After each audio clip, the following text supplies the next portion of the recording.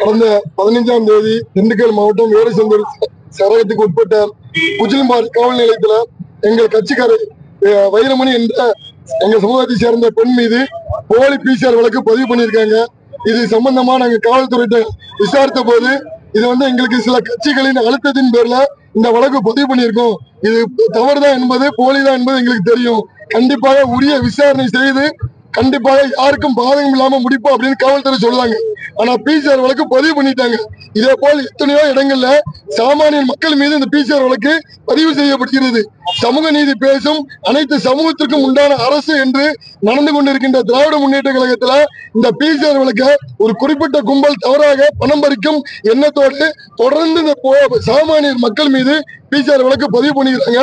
இத வெள்ளாளர் முன்னேற்ற கழகம் வன்மையாக கண்டிக்கிறது.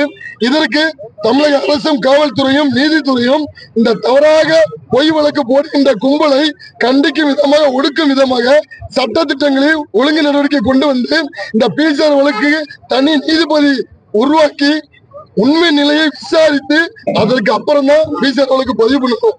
ஏன்னா 1000 குற்றவாளி தப்பித்தாலும் ஒரு நிரபராதி கூட தண்டனையில் மாட்டிவிடக் கூடாது என்ற ஒரு உயர்ந்த கொள்கையில் இந்த சட்ட திட்டத்தை உருவாக்கி இருக்கின்ற அம்பேத்கரின் கொள்கைக்கு எதிராக இன்னைக்கு இந்த பிசிஆர் சட்டத்தை வன்கொடுமை சட்டத்தை தவறாக பயன்படுத்திக் கொண்டிருக்கின்ற கும்பலுக்கு நாங்கள் அனைவரும் எதிராக ஒரே அணியில் இணைந்திருக்கிறோம்.